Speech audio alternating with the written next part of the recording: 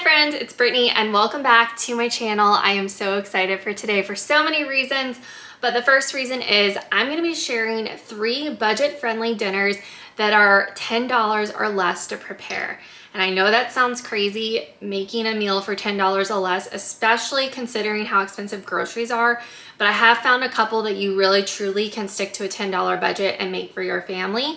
These are all very easy meals to prepare. They are pretty versatile in the ways that you can make them, and they're super delicious. So I know you're gonna love it. Also, I'm super excited because in today's video, I'm doing my very first collab, and my collab is with Aubrey over from Frugal Life, Thrifty Wife, and I'm so excited to be working with her today. She's also going to be sharing 3 budget-friendly meals for you all that are $10 or less. And just a little bit about Aubrey. On her channel, she provides cooking videos, meal prepping videos, and clearance shopping videos. So if those are areas that are of interest to you, I would definitely go check out her channel. She also lives in Portland, Oregon with her husband and her sweet daughter, and she's also a mini schnauzer mama just like me. And when she's not working or cooking, she loves spending time with her family and playing board games and watching movies. So definitely go check out her video. I'm so excited to be working with you today, Aubrey. If you're coming over from Aubrey's channel, welcome. I'm so happy to have you here. My name is Brittany, and on my channel, I do cooking videos as well, along with grocery hauls and some other fun lifestyle content.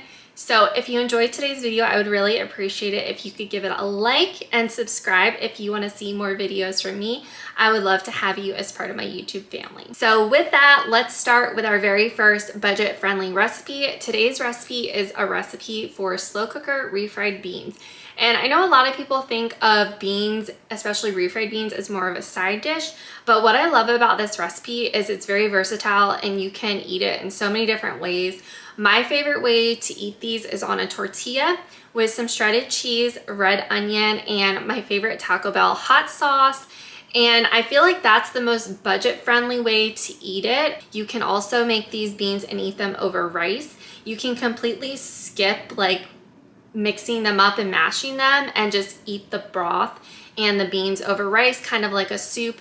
But those are 2 ways that I think are the most budget-friendly way to eat them. I will link the recipe with all the measurements and ingredients below. But one tip I wanted to mention before I show you me preparing the beans the way I normally prepare them is the recipe calls for an immersion blender. You can skip the immersion blender if you don't have one, because I know a lot of people that's not something you may have on hand.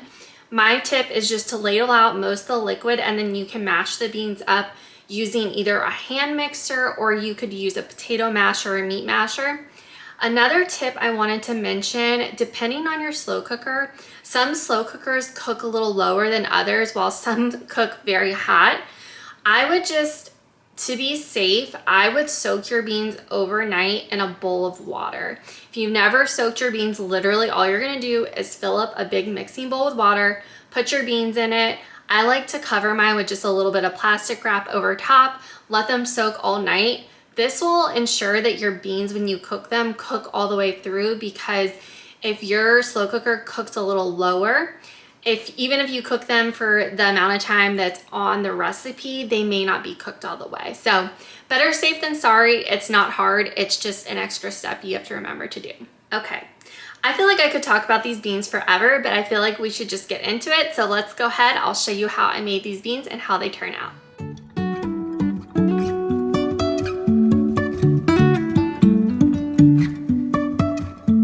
Life is a winding road, no telling where it goes.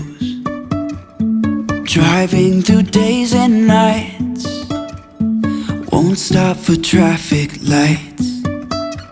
And I really wanna know,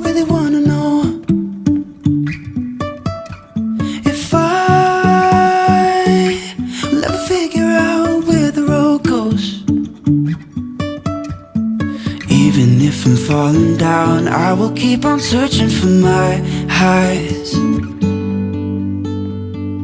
You can say I lost my mind, I will keep on holding my head high. Our beans are done. There's about an hour left on the crock pot, and they cooked for about 7 hours in high, but they're definitely cooked. There's so much ham in here. I almost kind of wished we were just eating this over rice because that would be delicious as well. But what I'm going to do next is I'm going to sift out some of this liquid. I'm probably going to put some beans and liquid into 2 containers, and we can eat that as soup for the next 2 days for lunches, because this water mixture, since there's ham in there, this is just like seasoned super well. It's pretty much a broth at this point because of all the meat that's in there and the seasonings. And then we'll also just take some more liquid out so that we can blend the beans together to make the refried beans. Oh, the steam, it's so steamy. Leave a little bit of water in there if you're gonna blend them up so that it smooths out. But I like to, instead of just dumping the liquid out, I like to put it in a container on the side. That way if you need to add extra liquid back in to smooth things out even more, you can do that and you have that option. So I'm not even gonna attempt to like show myself blending the beans because I just foresee like being liquid like splashing up in my camera. That would just be my luck. But this is the immersion blender I use.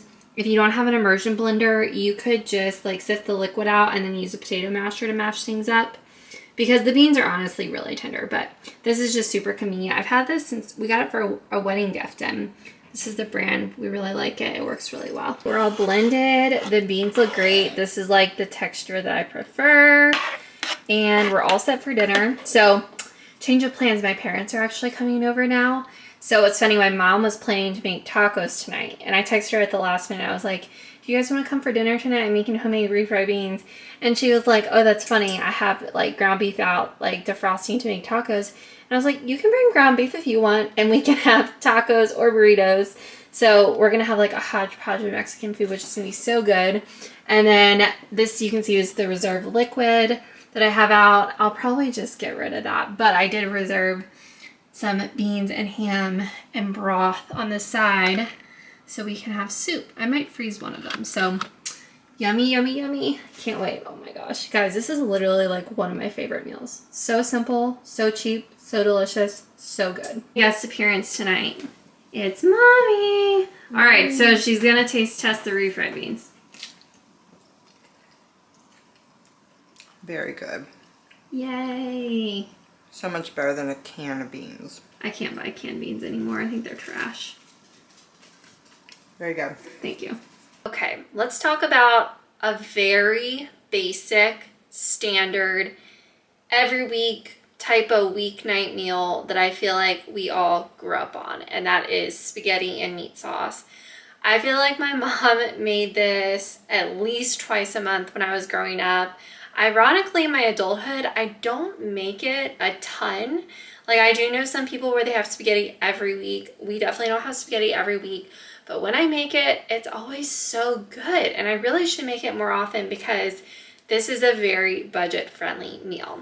So again, I know this is very basic and you guys probably are already making something similar on the regular. But I wanted to talk about a couple of tricks on how you can make this really cost effective. The first thing to make spaghetti cost effective is buying low cost ingredients. And you can of course splurge and get like a name brand sauce like Raoul's. This is my favorite marinara sauce. This is actually the vodka version, which I have not tried, but I'm gonna try tonight.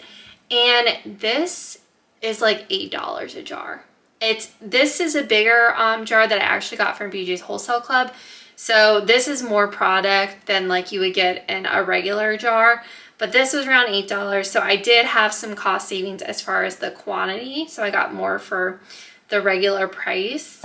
But this is more expensive. So if you're trying to cut money, you need to go for a cheaper alternative, which would be something like this from Aldi. And this is a marinara that runs for about $1.55. So very cheap. Pasta, I have name brand, but you can also get an off brand. For example, hold on, let me go to my pantry. You can get something like this.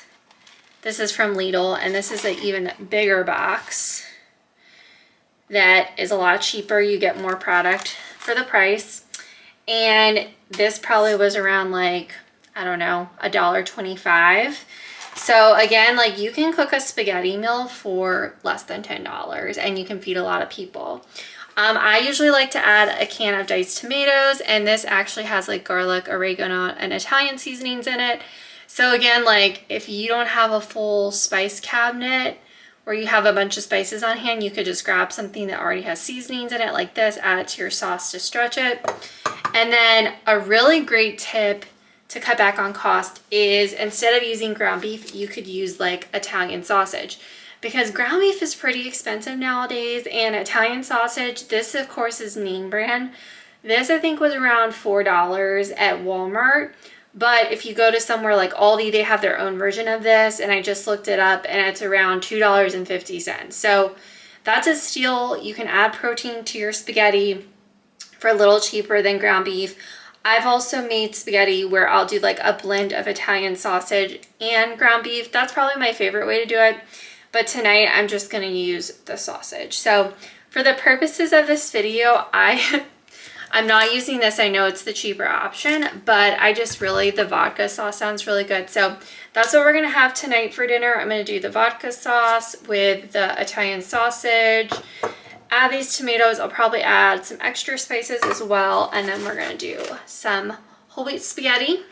And that's going to be dinner tonight. Super easy. And then I always like to cook a little extra so we have leftovers the next night. So that's the game plan. That is our second budget-friendly meal for you all. I wanted to note I added a couple extra miscellaneous ingredients in the footage, so I just wanted to kind of talk about those and explain. I always have onion on hand in my freezer, so you'll see I added some diced onion, and I also added in some just additional spices I always have in my pantry. I always like to add Italian seasoning, onion powder, garlic powder, or minced garlic. In this case, I added minced garlic. I also had some tomato paste in my fridge that I needed to use up, so I added a little bit of tomato paste just to use it up and add a little bit of sauciness and more tomato flavor. And then since I added in diced tomatoes and tomato paste, I also added in some white sugar. So I added about 2 tablespoons just to cut back on some of the acid. But I did overall really enjoy the vodka sauce and would recommend it. Again, if you want to make this budget friendly, you can go with just the cheapest marinara sauce you can find. And if you're adding additional ingredients like garlic and seasonings, that's going to add to the overall flavor. Here for our last budget friendly meal, and I am truly making this on the fly. I needed to just throw something together for dinner, and I feel like I recently saw this somewhere and I can't remember where, but it's basically a creamy salsa chicken you make in the slow cooker for taco night. And I have chicken breast on hand and I have a bunch of other ingredients. Now I just looked up like a proper recipe, and you can make this with just 3 ingredients. You can make it with chicken, salsa, and cream cheese, and you literally just throw it in the crock pot and then you serve it on tortillas or nachos. I have some black beans on hand and corn, so I'm going to throw that in as well. I'm going to drain the black beans first, and then I'm also going to add some taco seasoning because I have that on hand. Now, if we're making this a budget-friendly dinner, I did look everything up and do the math, and at Aldi you can get the chicken, the salsa, the cream cheese, and the tortillas for around $10. Of course, when you start adding ingredients like cheese and sour cream, avocado, stuff like that, it gets a little more expensive. But I thought that this was still a really good budget-friendly meal, especially if you do add black beans or corn, because if you're feeding a crowd, you can kind of stretch it. You can add the beans, which add more protein. You got the veggies in there. So we're going to give this a go. I have no idea how this is going to turn out, especially because I have a mix of salsas. I don't have enough salsa in this jar to make the recipe, but I do have salsa verde, and I'm not even convinced that this salsa is going to be enough, so I may have to throw in a can of Rotels. So I'm just going to like say a prayer and hope this tastes good, because I'm really just not sure. But this is what the plan is for dinner, so I'm going to go ahead and throw it in the slow cooker. I will show you how all that goes, and then I will link the recipe down below, and I may even write out some notes since I'm changing this up a bit.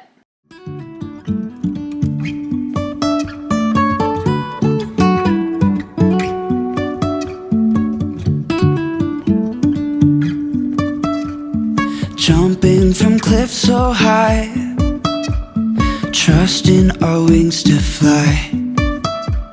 Sometimes we're crashing down, but we get up and start from the ground. And I really wanna know, really wanna know if I'll ever figure out where the road goes. Even if I'm falling down, I will keep on searching for my highs.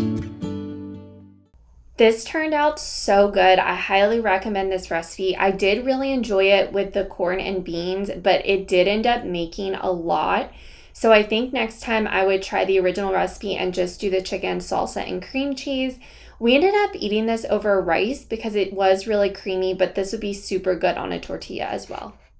And that concludes today's video. I hope you all enjoyed these budget-friendly dinners and you'll give them a try.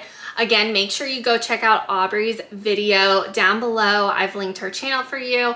I am so excited to see what she's cooking up, and I know there are going to be some amazing recipes. And again, if you're new here, welcome. I hope you enjoyed today's video. If you enjoyed it, please give it a like, subscribe for more videos from me, and I can't wait to see you all in my next video. Bye! You can say I lost my mind, I will keep on holding my head high. Even if the sky is falling down,